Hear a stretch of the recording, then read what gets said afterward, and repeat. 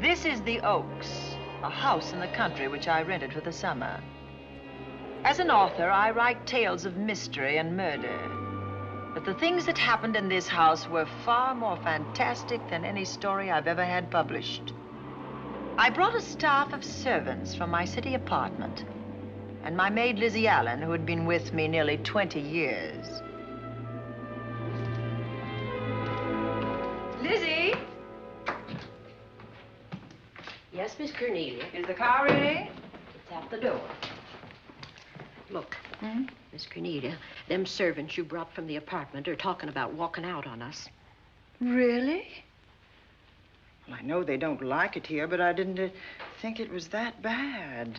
Well, they've been hearing things about the killer that the police call the Bat and the murders that he committed here this past winter.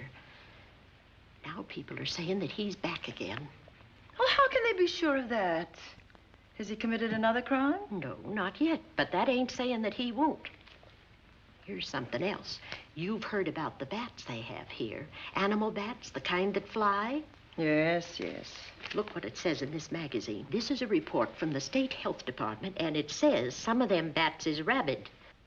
Well... And that ain't all. Now there's a rumor going around that it was the bat himself, the killer, I mean, that released the rabid bats in this neighborhood. Oh, that's ridiculous.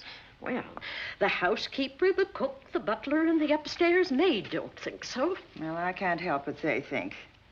If hysterical nonsense like that can scare them out of their good jobs, it's their loss, not mine. Come on, Lizzie, I've got to get to the bank.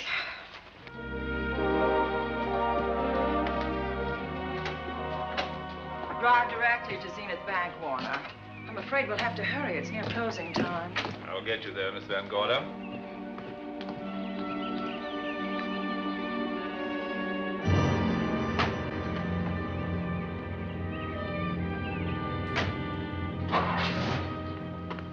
Thanks again. Miss Van Gorder. How do you do, Mr. Barry? How are you? I'm very well, thank you. You remember Lizzie Allen? Of course. Hello, Miss Allen. How do you do? So you're spending the summer with us again? Yes, yes. I've leased the Oaks, the home of your bank president, John Fleming. I heard you had. I was surprised. Why? Is there something the matter with it? No. I was surprised because Mr. Fleming said he would never rent it. Oh? Well, I rented it from his nephew, Mark Fleming, who has the real estate office here. He said his uncle would be gone the entire summer. That's right. Mr. Fleming's in the North Woods now with his physician, Dr. Wells. Oh, pardon me. Dale, I want you to meet my wife. We were married at Christmas time. That must have been nice. Believe me, it was. Oh, here she is. My wife, Miss Van Gorder, Miss Allen. How do you do, Mrs. How do you do? Cornelia Van Gorder. Yes. Oh, well, I've read every murder mystery you've ever written. I just adored that weird one, The Private Morgue of Dr. X, even though it gave me the shivers. Only the shivers? Scared hell out of me. Oh. Well, I really mean that Miss Corney killed them off in that one. When you refer to my books, please don't call me Miss Corney. Pardon me, Mr. Bailey. Mr. Hines is here to see you. Oh, yes. Excuse me, please. Oh. Don't be strangers now. No, no, I we should won't. say not. Oh, so you're a bride. Well, not quite. Not since Christmas. You know, I'm sure I've seen you. Well, I used to be my husband's secretary here in the bank. Of course I remember. May I welcome our most distinguished visitor back to Zenith? Oh, that's very charming, but, Lieutenant Anderson. Lieutenant Anderson, of course. Chief of Detectives of the Zenith Police Department. This is Miss Allen. Miss Allen. How do you do? Lieutenant Anderson is one of our favorite citizens. He's on the bank's board of directors. Not bad for a policeman. You must have made a good thing of it. Oh, Well, I saved my money, if that's what you mean. It's near closing time, and I've got some business in the safe deposit vault. Please come and see me, Mrs. Bailey. Oh, I'd love to. And you, Lieutenant. Thank you. Goodbye. Goodbye. Nice to meet you. My, what a charming woman. She moved into the Oaks just the other day. That house is a proper setting for a writer of mysteries. Oh, it certainly is. Vic, what's the matter? Come in here, both of you.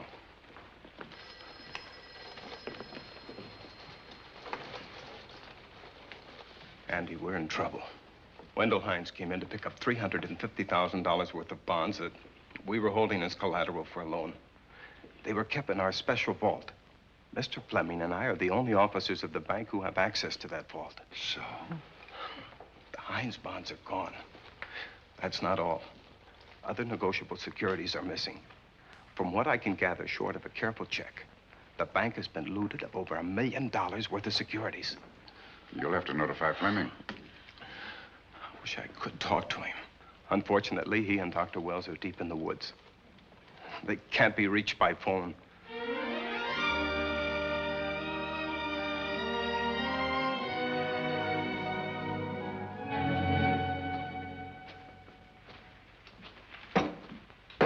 What is it?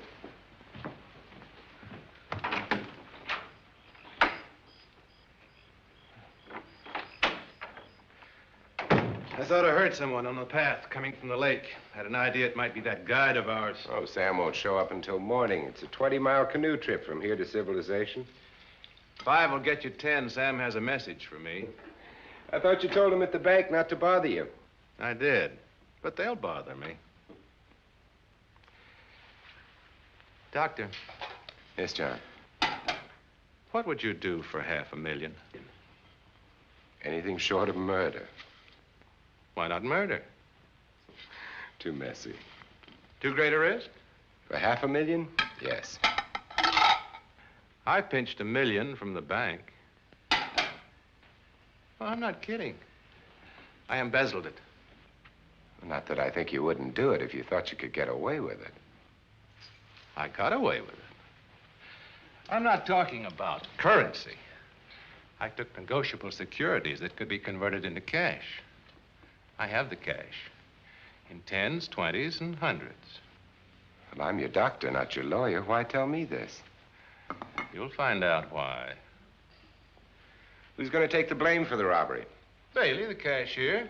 They'll never suspect me. I like Bailey. Well, so do I. I love the guy. I gave him his first chance. He has a lovely little wife. Charming girl. Was the best man. Where's the $1 million? In my family's tomb in Zenith. In the crypt with my father's casket. I don't buy that, John. No? No. You forget that I had you in charge when you were a very sick man. When you raved in delirium. And I heard you talk about a hidden room. Now, where else could you put a hidden room except in that mansion you built? That white elephant you call the Oaks. Look, everyone knows I have a bad heart. Now, who would doubt it if you wired the bank directors that my heart had failed? That I had fallen from a great height here in the woods, and that I was badly smashed up. You could ship the body back for burial and instruct them not to open the casket due to the condition of its contents. Well, you realize, of course, that we'd have to have a body to put in that casket, which means that we'd have to deal with an undertaker at this end. Of course. Well, where do we get a body? Couldn't we provide one of our own? How about Sam? Sam, our guide? Sam weighs about as much as I do. He's practically a hermit. He wouldn't be missed for a long time. The local undertaker would know him. Not if we made him look as if he'd been in a serious accident. But if Bailey's going to take the blame, why'd he have to do this? A jury might acquit him. In that case, I'd be a logical suspect.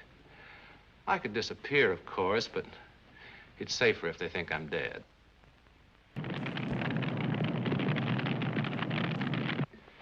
What if I don't go for this deal? In that case, it would be too bad. You mean you'd kill me? What else could I do? Now that I've told you about the $1 million, I'd say you were shot in a hunting accident. Now, look, Doctor, if you can find another body instead of Sam's, it's all right with me. There's $500,000 in it for you. I'll do my best. I smell smoke. So do I. What's that noise? Look, Doctor, the woods are on fire. It's coming this way. We've got to get out of here. Out the back way. We will. As soon as I provide that body we were talking about.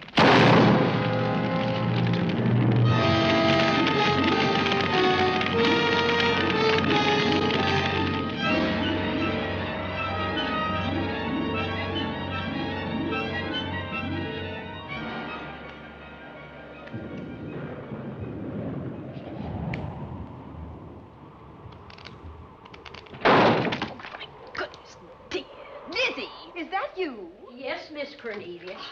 There's a storm coming up, and it's gonna be a snorter. The wind nearly blew the door off its hinges. Well, that noise blew my game higher than a kite. I think I've lost some of the cars. Oh, I'll get them for you. Oh, I see you found the paper. Drat that paper boy, scooting by on his bicycle, just chucked it into a clump of bushes and let it go at that. For land's sake, Mr. Vic Bailey's been arrested. Oh? I think. Victor Bailey, vice president and cashier of the Zenith Bank, was arraigned before United States Commissioner Alvin Fielding, charged with the embezzlement of over $1 million. I can't believe Vic Bailey had anything to do with that robbery. Oh, well, I see our landlord is home again. Landlord? Mr. Fleming.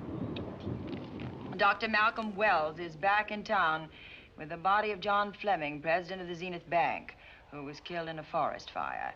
Mr. Fleming will be laid to rest in his family's tomb on Friday. And I hope he stays there.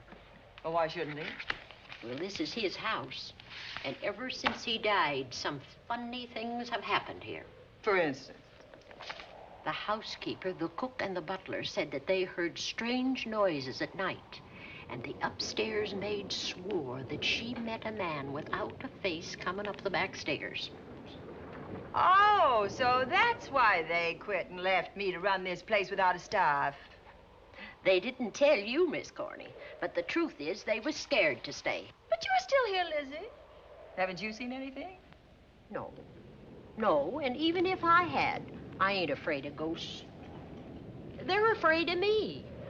Honest, Miss Corney, a spiritualist told me once that ghosts was allergic to me. But this Bat feller they keep talking about in the paper, I guess he'd be different. No, I don't think you'd have the same effect on him. Oh, dear. What are they trying to do? Drive people away from this part of the country? Why, what does it say about the bat? Specialty seems to be killing women. My goodness, 2 of them in one night.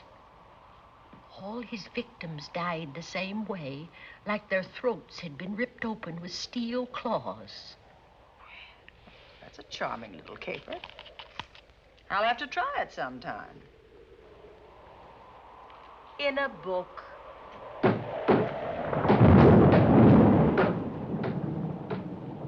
That ain't nothing, just something bumping against the house.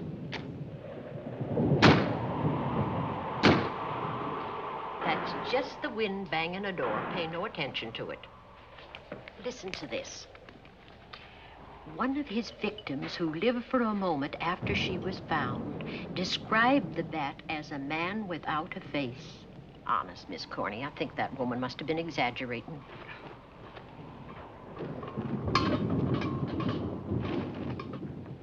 That's just that heavy tapestry at the top of the stairs. I know. I've heard it before on a windy night. That sounds as if there was someone on the stairs. I know there isn't. At least there shouldn't be. There ain't. Them's just the noises you hear in any old house on a windy night. It says here that the bat never leaves no fingerprints. That's understandable. Having no face, he probably has no fingers either. Lizzie!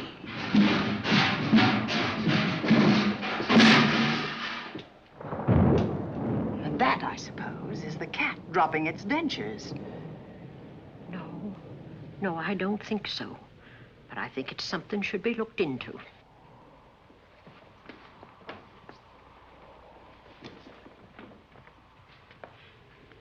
What chucked him down here?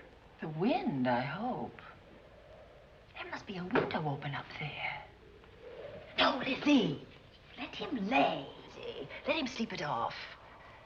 I hope the power lines don't go down, put the lights out. Now, we'll check the windows in the living room and draw the curtains, and then we'll go to bed. Yes, ma'am.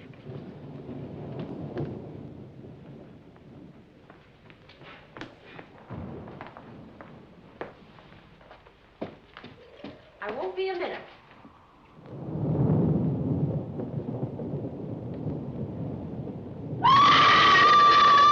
Gordy! Oh! What's that? Oh, when I went to get the tape, I turned the latch off. I forgot to turn it on again. He's out there. He was coming in. He might have got you. Oh, but he didn't, and he's still out there, thanks to you. Now, you hurry now, and we'll call the police. No, I won't leave you, Miss Coney. Are you okay? Yes, ma'am, I'm okay. Okay.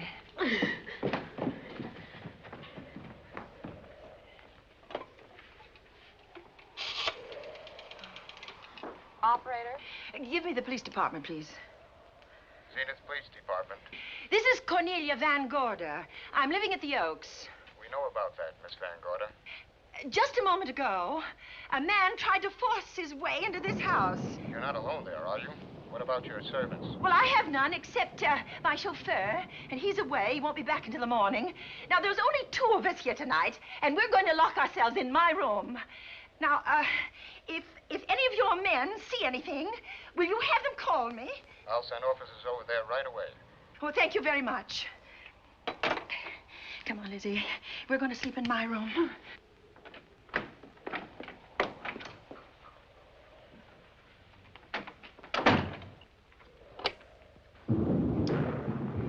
Well, nothing can get at us in this room now, I think. This door seems good and solid. Like the door to a tomb.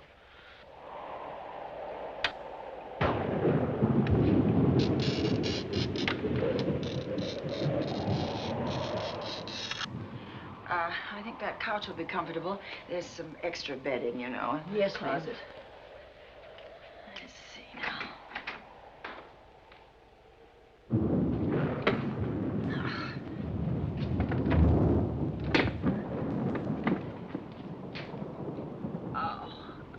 Huh? No bolt. Well, that's not so good.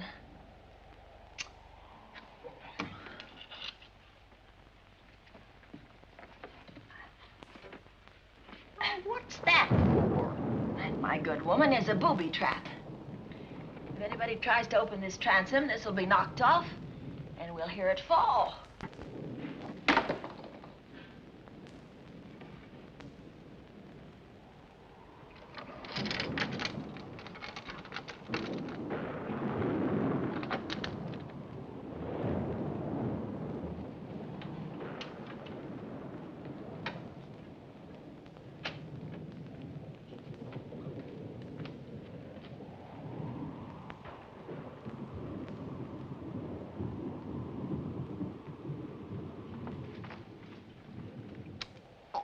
Fiddlesticks. I forgot my night things, my robe, my gown, and my slippers. I'll go get 'em now. Now, wait a minute, Lizzie. I'll go with you. Now, don't you bother, Miss Cornelia. My room's just down the hall. Lizzie, I told you to wait. It's all right. I'll only be a second. Get in here. Get in here.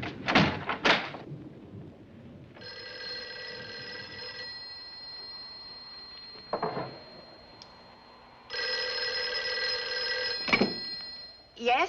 Miss Van Gorder? Yes? Zenith Police Department.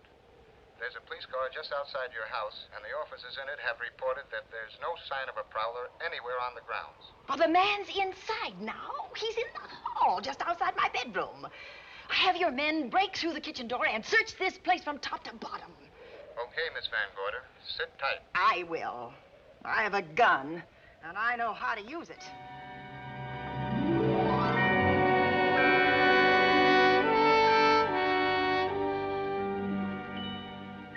Oh, relax. relax, Lizzie. The police did a good job. They couldn't find anybody in here. But we both saw him, Miss Cornelia. All right, so he got away. But there are men on guard outside, so just try and get some rest. There's nothing can get at us here.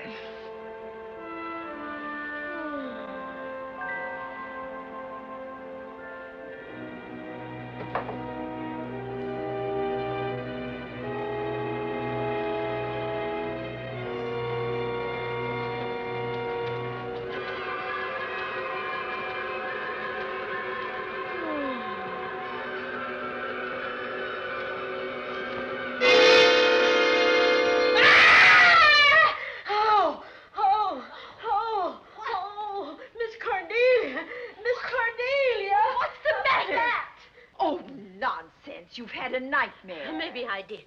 But there was a bat and it bit me. What? And it flew in that closet. Oh, good gracious, Lizzie, you're right. Oh.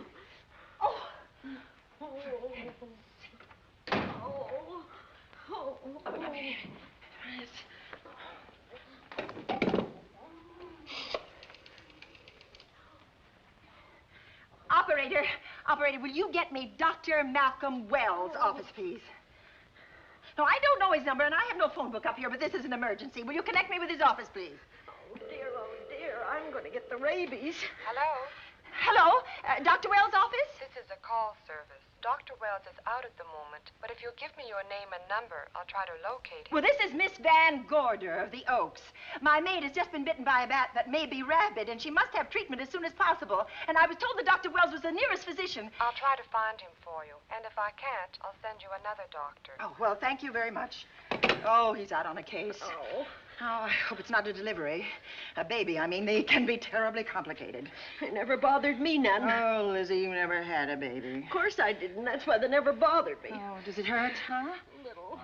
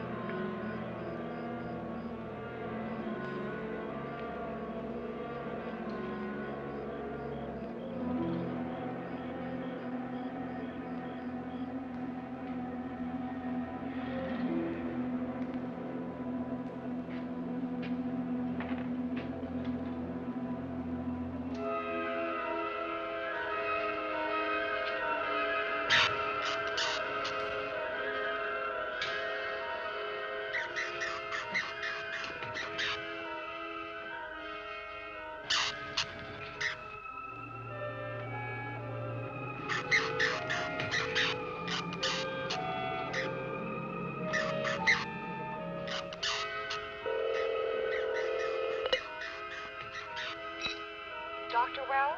Are you there, Dr. Wells? Are you there, Dr. Wells? This is the operator. Your call service is on the wire. It's an emergency. This is Dr. Wells. This is your call service, Doctor. Oh, hello. I was just doing an experiment. I left the receiver off. That's what I thought, but I kept trying. Miss Van Gorder at the Oaks called and said that her maid had been bitten by a bat, and she's afraid it might be rabid. What? Oh, all right. Tell her I'll be right over there.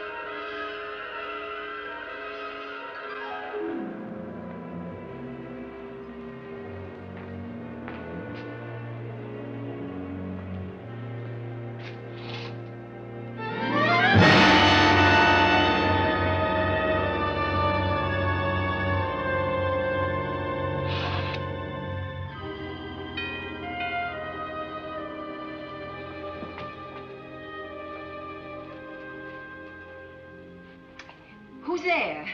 Dr. Wells. Come in. Good evening. Oh, I'm so glad they found you, Doctor. Well, I reached my office shortly after you called. How is your maid? Is she in any pain? No, she doesn't seem to be. Did the bat get away? No, I believe it's still in my bedroom. Oh, good. I'll want to examine it. There you go, Miss Allen. Now you feel better? Doctor, have I got the rabies? Well, I can tell you better after I've examined the bat's brain under a microscope. That thing's got a brain? Oh, you'd be surprised. Where is it? I think the little darling is in that closet. Oh. You know, it's a pity you leased this house, Miss Van Gorder. Why a pity? Well, my dear lady, I don't want to alarm you, but... Oh, well, after tonight, nothing can alarm me. Yes, I understand. It must have been terrifying. So many unexplainable things have happened here. There's something about the place. Your servants must have sensed it when they walked out on you. An apprehension of disaster. Well, let's see. Aha! Yes. There he is. All right, now, take it easy. Nobody's going to hurt you. Quiet now. Quiet.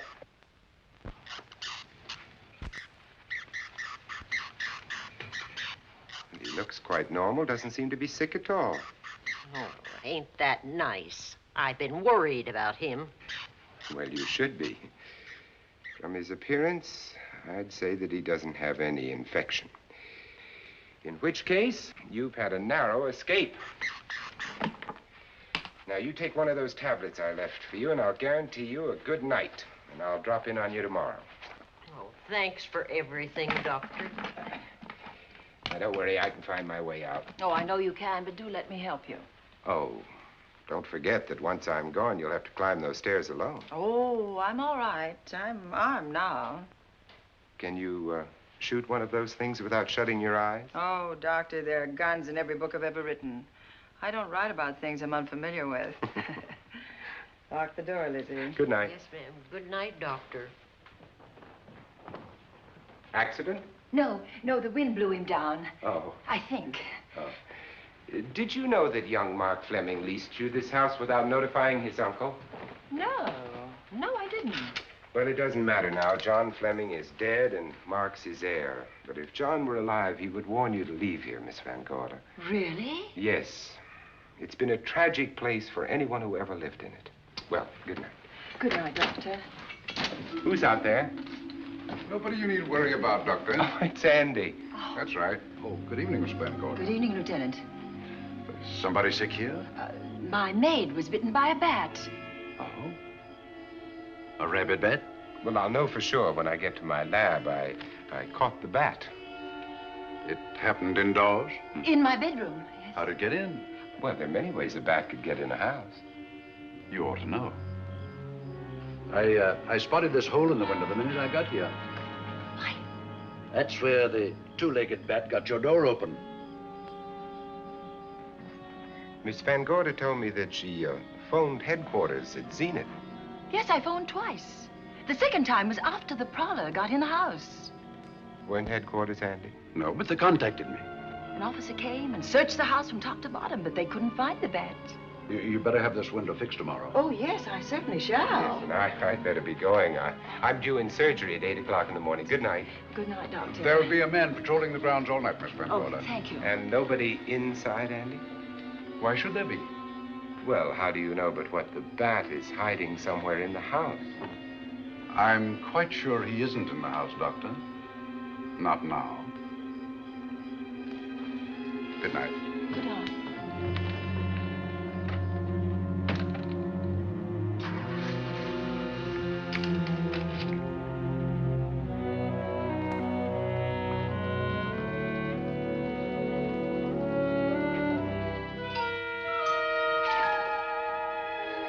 Hi, Andy. Hello, Mark. Well, congratulations.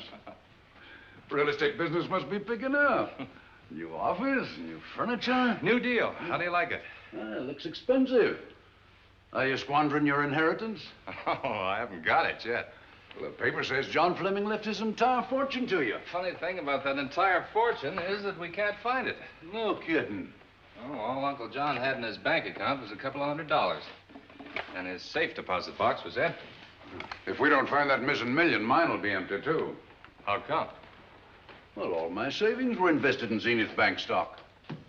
The examiners won't certify the bank is solvent until those stolen securities are found. So the stockholders have voted an assessment that'll wipe some of us out.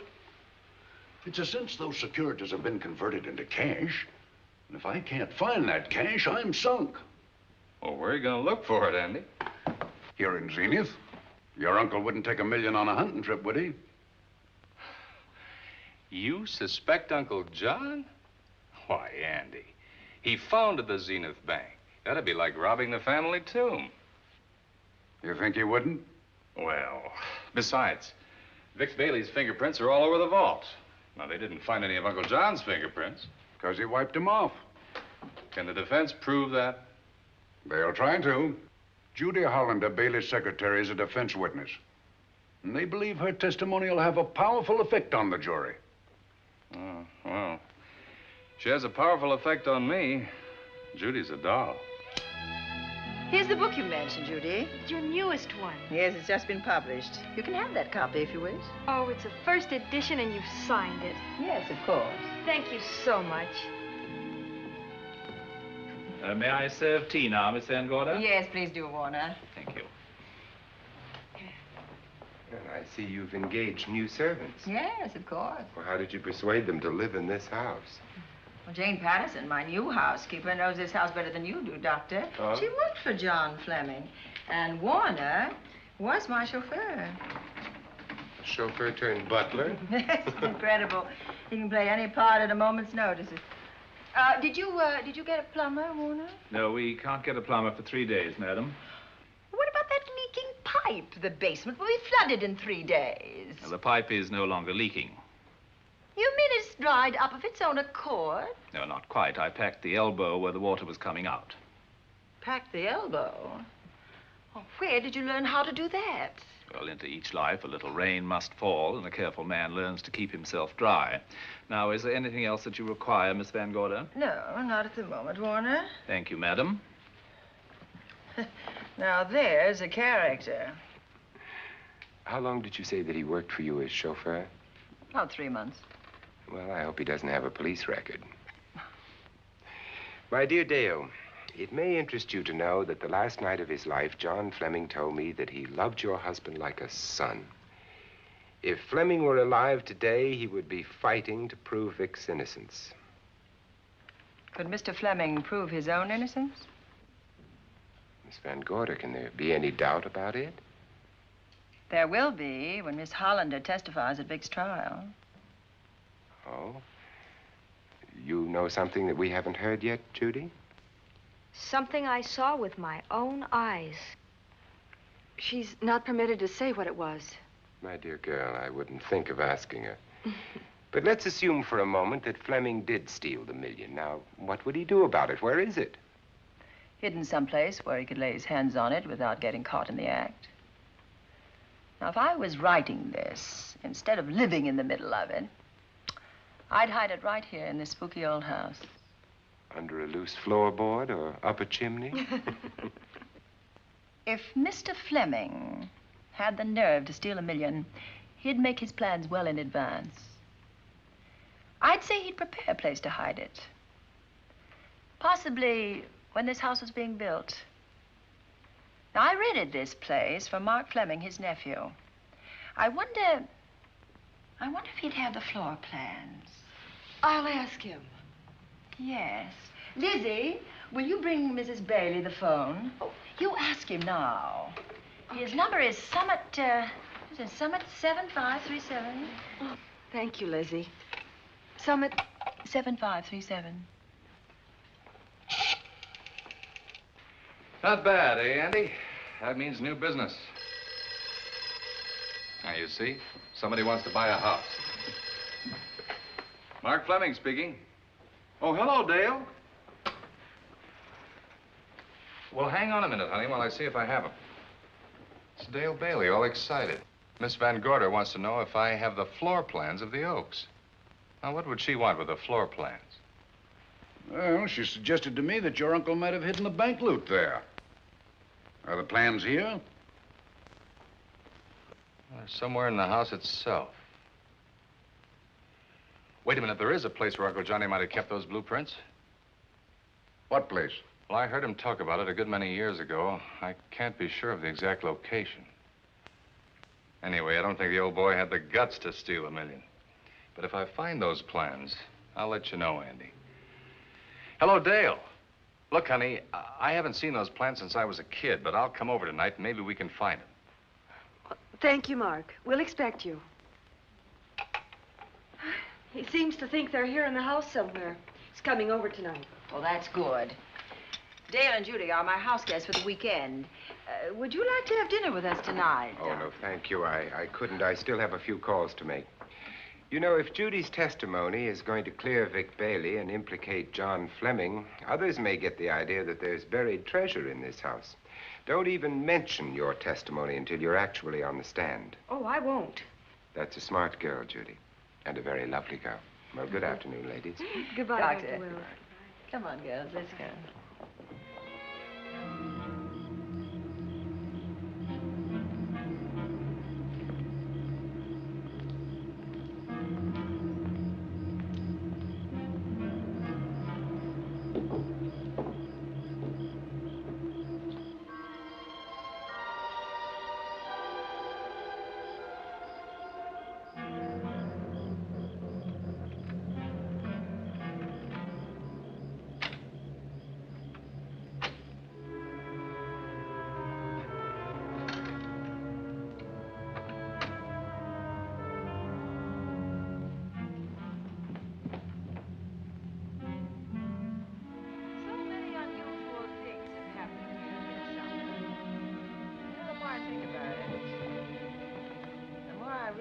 I should be putting them down on paper. Weren't you your husband's secretary, Dale? Yes, I was. Do you take shorthand? Mm-hmm. Well, my dear, if you'd like to have your mind occupied, I want you to work with me while I write the story of this fantastic criminal, the Bat.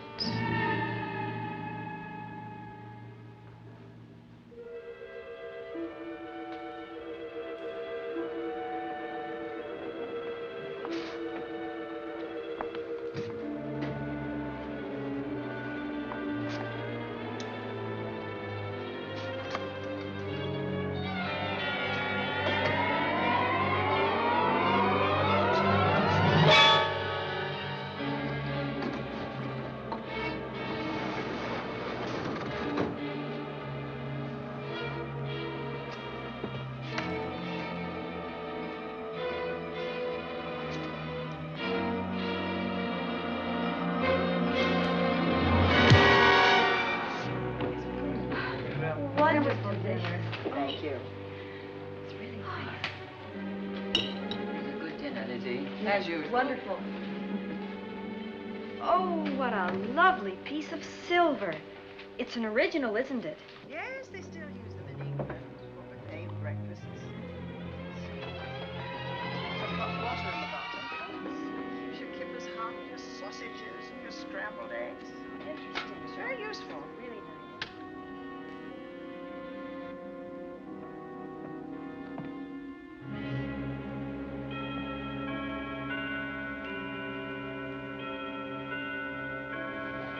Clock hasn't struck the hour in the last 10 years, if I'm to believe what Mark Fleming told me.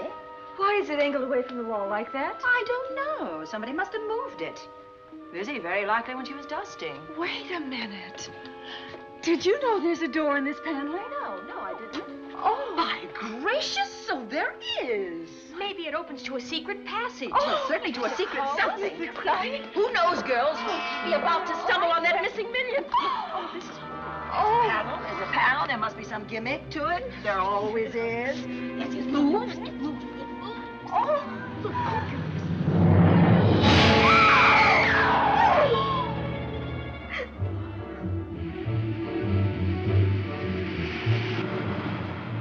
Calling car 11. Calling car 11. Proceed to the Oaks in Zenith Township immediately. A homicide has been reported. Okay. Proceeding to the Oaks. Notify the county coroner, Dr. Wells. Tell him to come to the Oaks at once.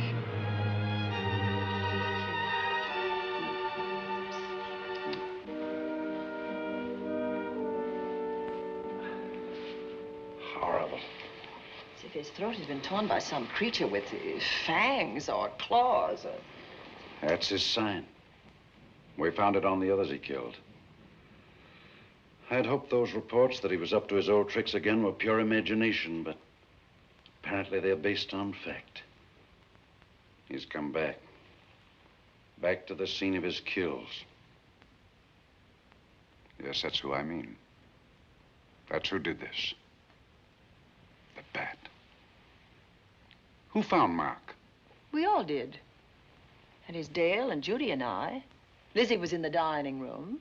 This is my new housekeeper, Jane Patterson. You know, she worked for John Fleming. I know her. Where were you, Mrs. Patterson? In the kitchen, cleaning up. I cooked the dinner tonight. Did you know that the secret closet was here? No. It was behind the grandfather's clock. Well, it was I who found it, really. Noticed the clock had been moved and the door wasn't quite closed. I'll get it.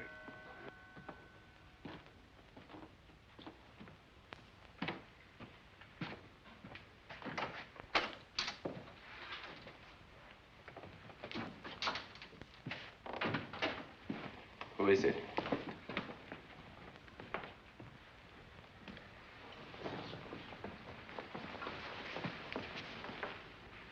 Mark Fleming. As coroner, you saw the same wounds on the others.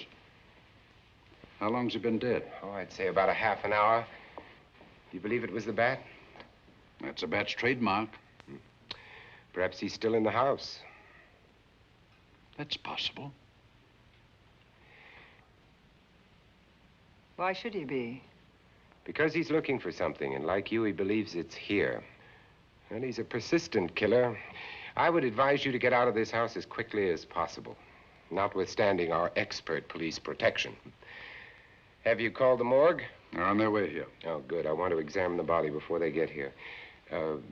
May we take it into another room? Yes, to the sunroom in the back. Thank you. Give me a hand. Excuse me.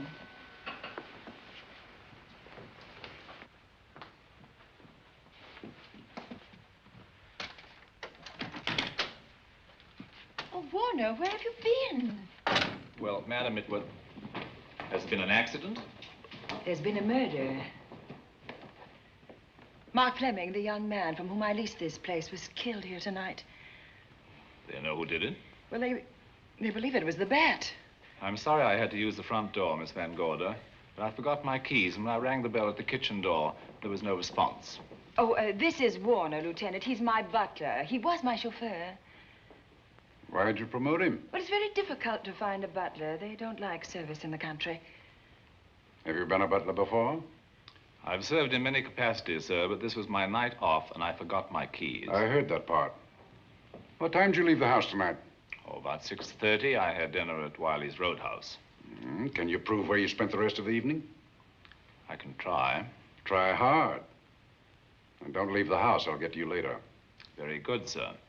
I shall be in my room, Miss Van Gorder, if you need me. Yes, Warner. Surely you don't think he's... Warren and I have met before. I can't recall where or when, but I will.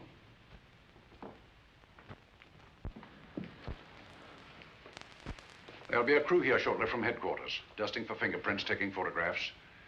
But in the meantime, Mrs. Patterson, you aren't leaving the house tonight, are you? No, Lieutenant. Don't. I'll talk to you in the morning. Good night. Good night, sir. Good night, Miss Van Gorder. Dale, I was with Mark Fleming this afternoon when you talked to him about the floor plans of this house. I heard him tell you he was coming here tonight. Dale called him at my request. She told me he was coming. Who else should I tell you that? Judy, Lizzie. And that nice Dr. Wells. Dr. Wells. There are a few killers who kill for the fun of it. The bat very likely is a mental case, and I'm convinced that his crimes are motivated by his mania for personal gain. There's $1 million at large, and he's going to keep on hunting for it until he lays his hands on it. Now, these young ladies are staying here tonight? Yes, they're my house guests. Well, when my crew arrives, we'll be busy for a while, so I'd suggest that we go to our rooms? That's a very good idea. Come on, girls. What about a police guard for this house tonight, Lieutenant? You've got one. I'm going to cover this place tonight from the attic to the basement. If the vet makes another call, I'll have a little surprise for him. Who is he? Have you any idea?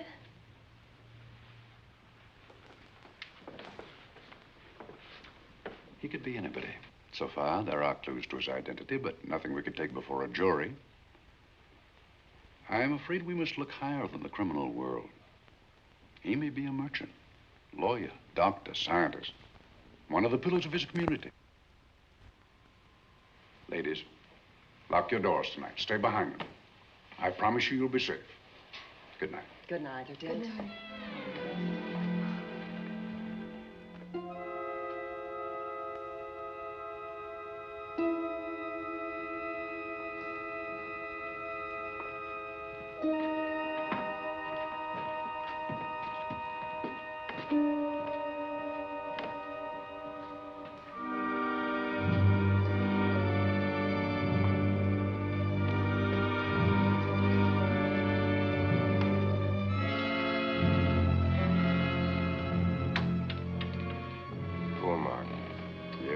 Pity. So young. Well, Doctor, do you agree it was the bat?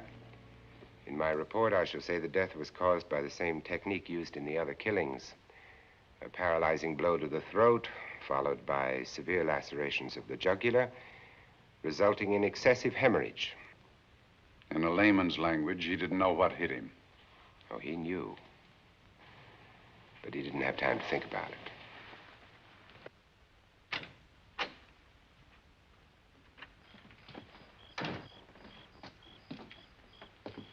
Staying here tonight, Andy?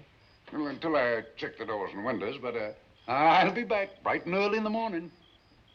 Neither snow, nor rain, nor heat, nor gloom of night stays these couriers from the swift completion of their appointed rounds. A lot of people are due for a shock when I close this case. Yes, I'm sure they are. Good night, Andy. Don't get hurt. Good night, Doctor.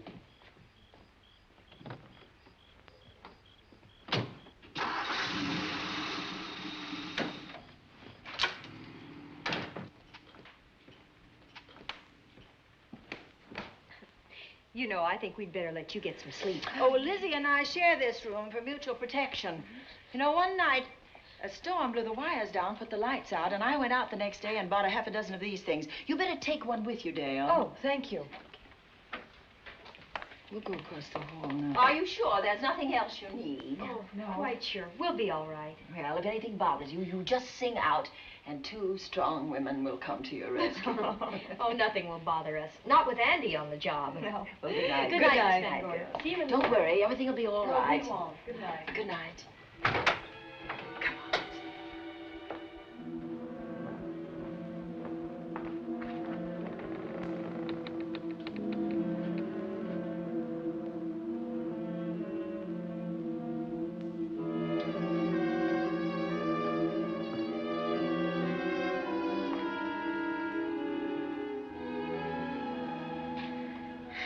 I don't think I'll sleep tonight.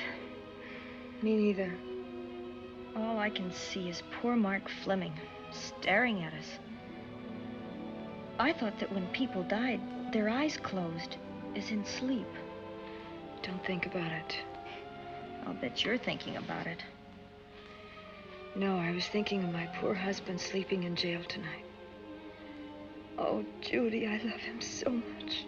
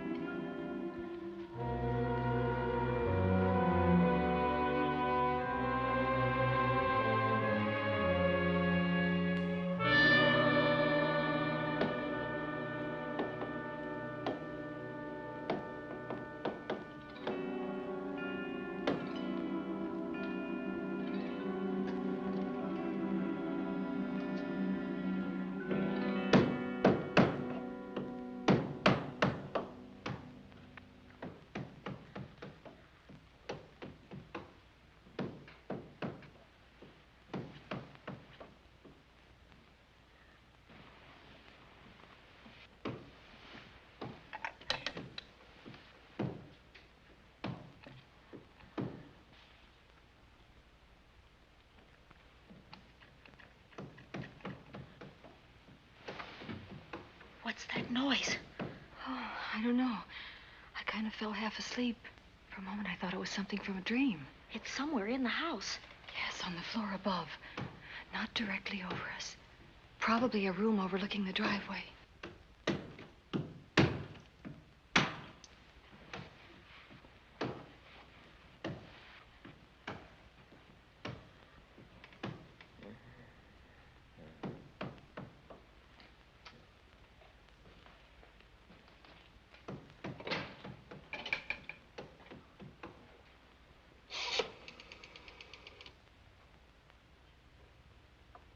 Should we call Miss Van Gorder? She'll hear it. How can she help but hear it? Oh, besides, we don't want her to think we're a couple of hysterical women. Well, I'm about to become one. Oh, I dear. had it for one night. Dale, you're not going out in that hall. I want to know what's happening up there. But Lieutenant Anderson said if we stayed behind our locked doors, we'd be safe. Vic isn't safe locked up in that jail. Oh, but... Suppose that stolen money is in this house. Mark Fleming seemed to think it was. Maybe that's what somebody's looking for.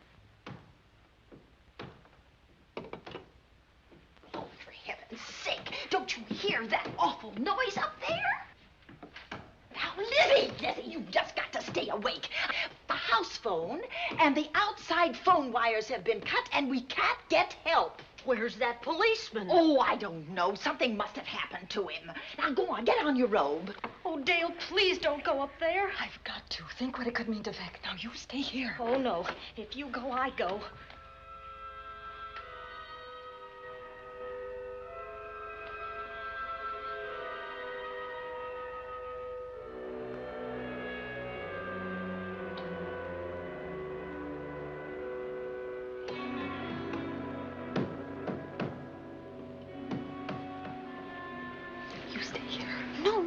Let you go up there alone. You wait here. I'm going to see what it is. Oh, please let me go with you, Judy, Dale. will you warn me if anyone comes? I'll only be a moment. Now, wait.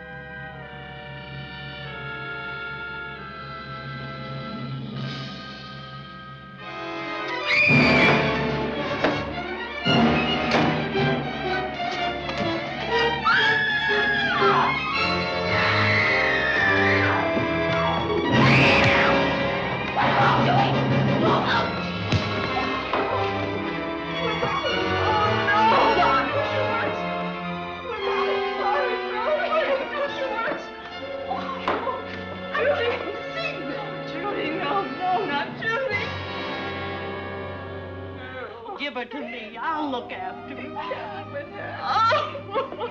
Poor baby.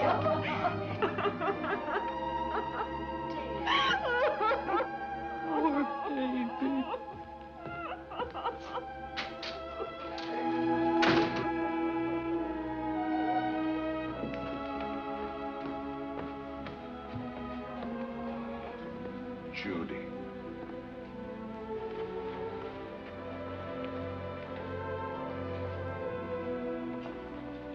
The bat. Yes, the bat. He caught her at the head of the stairs. We saw him rushing down the stairs as we came out of the room. I hurled that after him. I hit him, I believe. I'm going to cover this place from attic to basement, you said. Well, what were you covering when that poor child was murdered? Where were you? I saw a man outside in the grounds. I went out there and hunted him. I heard him in among the trees, and so I followed the sound of him as far as the brook down near the back road. And then I lost it. I'd rather give my own life than have this happen to Judy. But I told you to stay in your rooms and lock your doors and stay there. What was she doing at the head of those stairs? That was my fault. They heard a strange noise. Heavy pounding in one of the rooms on the 3rd floor. We all heard it. I wanted to see what it was. Judy, I wish she wouldn't let me go out by myself. I made her stay on the balcony. What about your new butler? Oh, well, he's in his room, I suppose. Oh, Mrs. Patterson. Oh, yes. Did you know what happened here? No, sir, but I heard the screams. I went to call Warner. We have rooms on the same floor, but he wasn't in his room. His bed hasn't been slept in. If Mrs. Patterson heard the screams, Warner could certainly hear them. You're quite right, sir. I heard them. Oh, you did? And where were you? Outside in the grounds. Miss Holland has been murdered. No. Oh, so you're surprised. Shocked. Well, I've seen better performances. I remember you now. Your name's not Warner. I've got a circular in my office with your picture on it. The Chicago police not so long ago were hunting for you in connection with the robbery. You're right again, sir. And they found me and they tried me and I proved my innocence and I was acquitted. That could have been a lucky break. Where were you when this child was killed? I told you before, sir. Outside. What were you doing there? I was following you. I saw you leaving the house, and it seemed that you were hunting someone. I thought you might need some help. Oh, yes, sir. I followed your flashlight down through the trees. Then it disappeared. And then suddenly, as I was staring out into the darkness, I was struck by something on the back of the head. The next thing I knew, I was lying on the ground. I realized I'd been knocked out. I wish you had been knocked out. But then we'd have found you with your mask still on your face. You were hit here in this house with this poker as you were rushing down those stairs after that child was killed. Oh, no, sir. You can't pin this on me. I'm not the bat. I've never killed. I couldn't kill. I won't take the rap for this.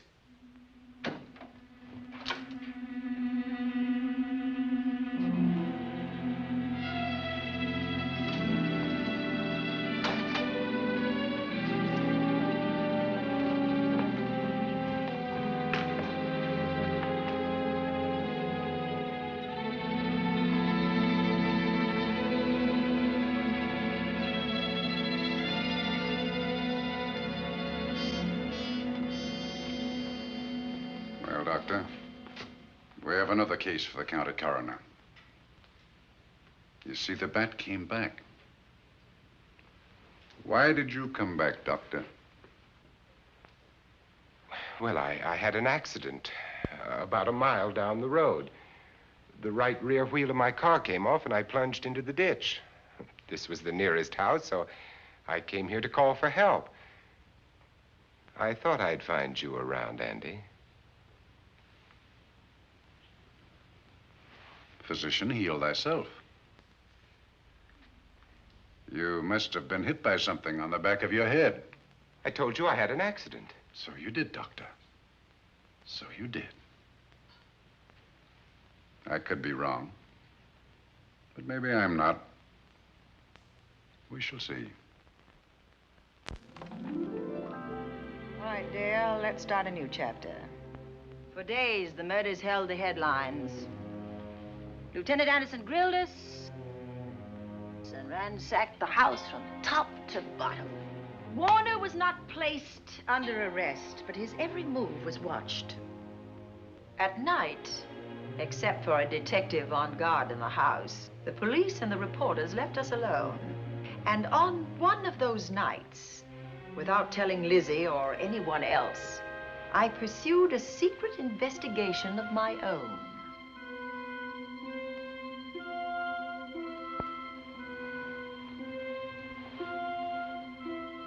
It was in an empty room on the 3rd floor where we kept our trunks and other things.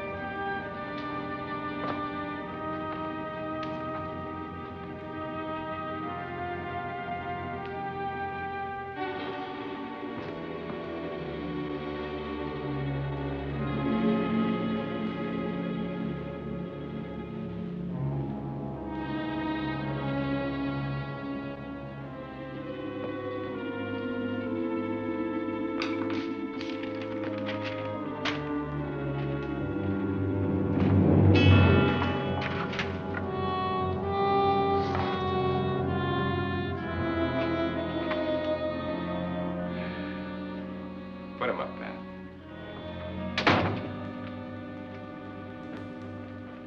It's a bright idea to kill me in my own lab and let people think that I'm the bat. But you had to kill me first. What was it to be, ambush? And clever as you are, you're not smart enough to do that. Nor were you smart enough to find the money, though you came quite close to it. But I know where it is. And when you're dead with that sign pinned on your chest, I'm going to collect it and live happily ever after. He destroyed himself. How true that will be. Well, goodbye, Bat. Here's a serum that will heal you whether you're rabid or not.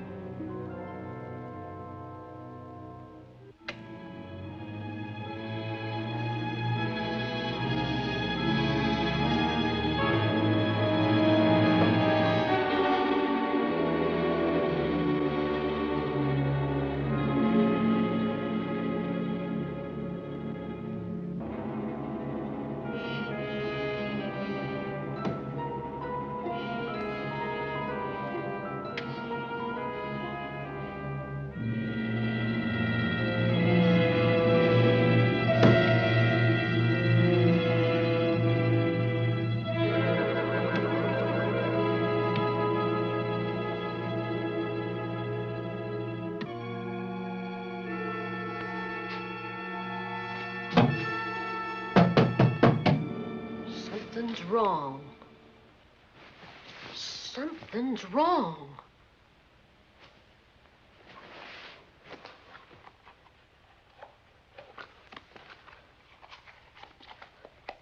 Miss Cornelia.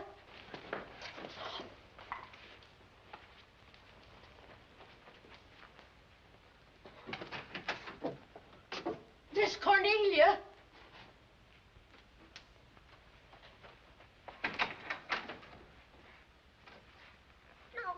Where would she be going at this time of night?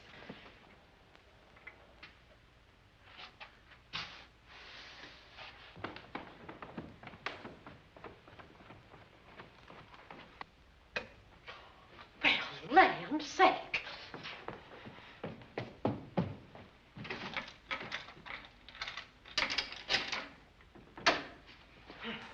I never.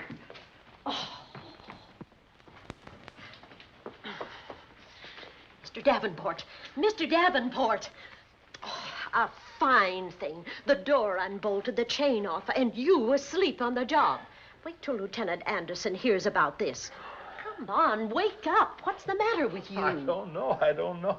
My head hurts. My whole body's numb. Here, take a sip of this. Try to snap out of it. I'll be back in a minute.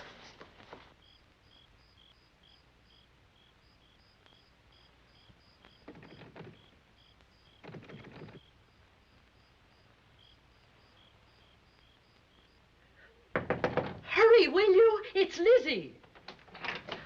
I'm terribly worried. I can't find Miss Cornelia anywhere, and something's happened to the policeman. I don't know what. Get Warner. Bring him to the drawing room. Tell him we need him.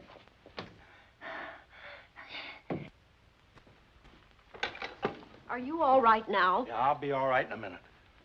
I remember now. I took a drink of wine from that decanter there. Miss Van Gorder told me to help myself. She wouldn't put nothing in it? Well, somebody did. Somebody who knew I was on duty here. Then it was somebody that got Miss Van Gorder. I can't find her anywhere. Upstairs, downstairs, or in the basement. I told the housekeeper to get Warner. Lieutenant Anderson will want to know about this. Hello. Yeah, this is Davenport at the Oaks. We've got trouble here. Well, for one thing, I was drugged. Yeah. But I must have been knocked out because the maid tells me Miss Van Gorder is missing.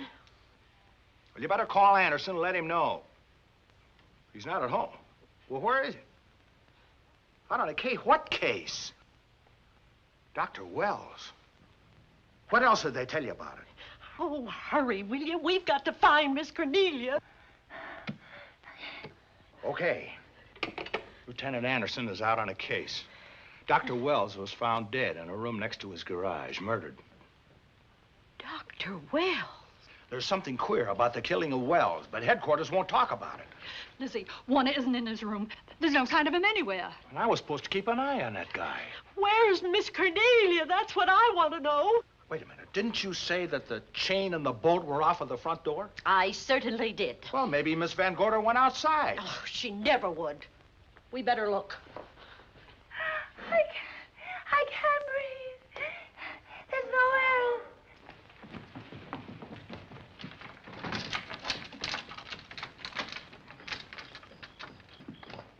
Miss Cornelia. Oh, Miss Van Miss Gorder. Cornelia. Miss Cornelia. Miss Van Gorder. Look. There's a light in that room on the 3rd floor. Were you up there tonight? Well, of course I was, but I turned the lights out before I came downstairs. Then Miss Cornelia might have turned them on again. That's why we're going to look first. Come on.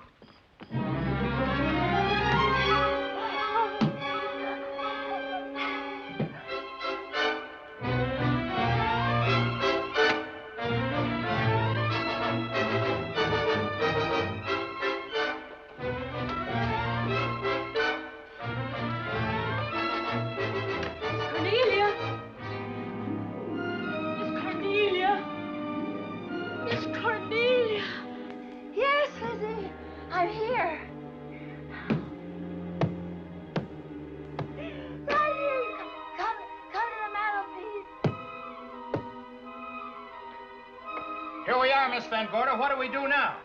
Over the mantel, there are 5 panels. Strike it with your hand.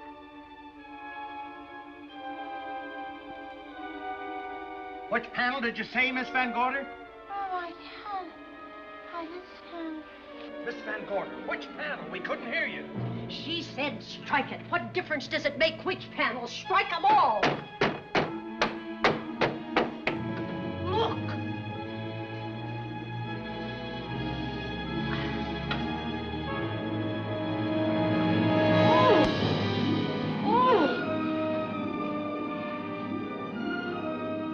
Oh, it's all right now. It's all right, dear. Lizzie's here.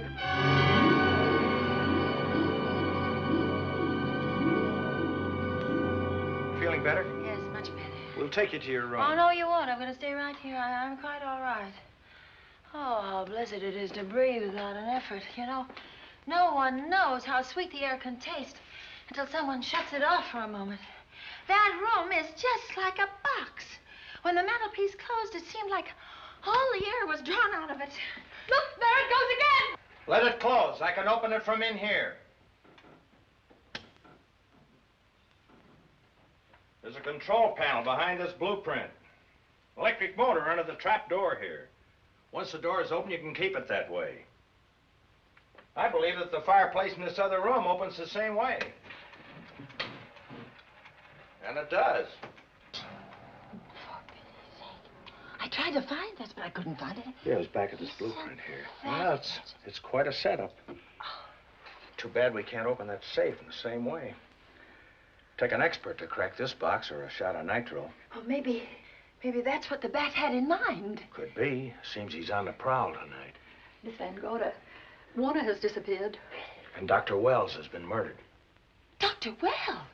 Lieutenant Anderson's on that case right now. Well, does he know what happened here tonight? They got word to him. He'll be here any minute.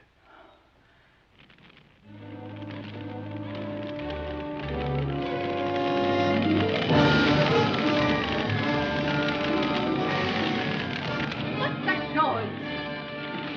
Miss Van Gorder, the garage is on fire. Scott, look at that. Lizzie, put that light out in the other room. Now, where are you going?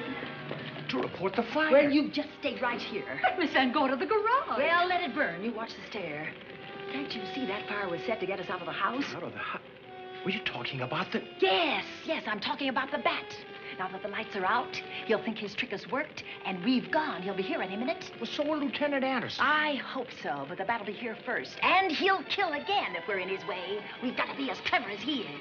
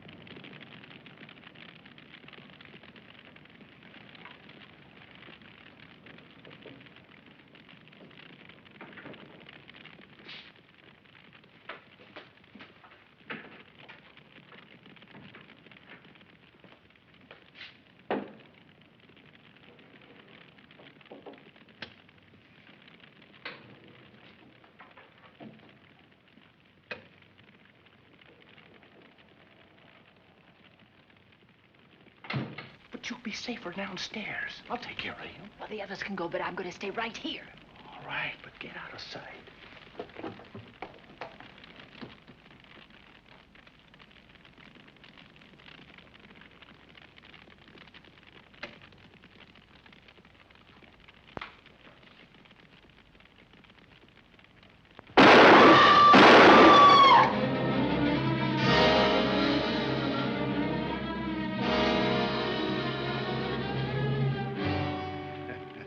Let's face it, ladies, and get it over with.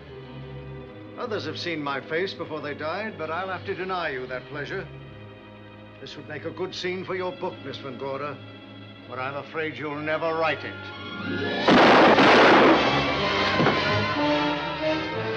That is Warner. I could tell.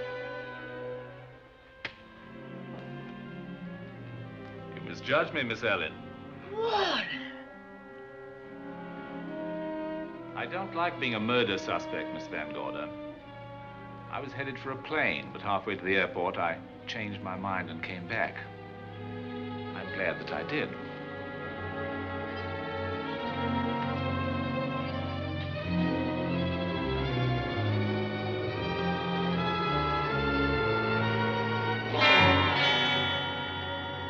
Why, it's Lieutenant Anderson.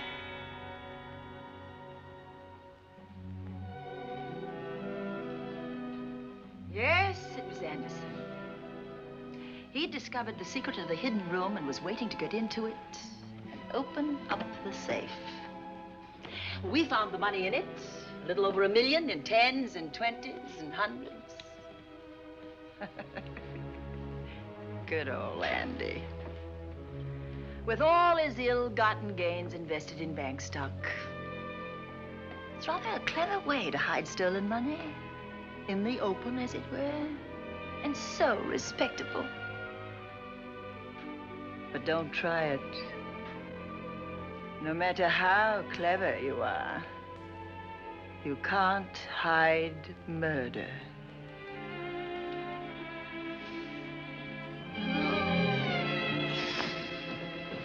Well, that's it, Dale. That's the end.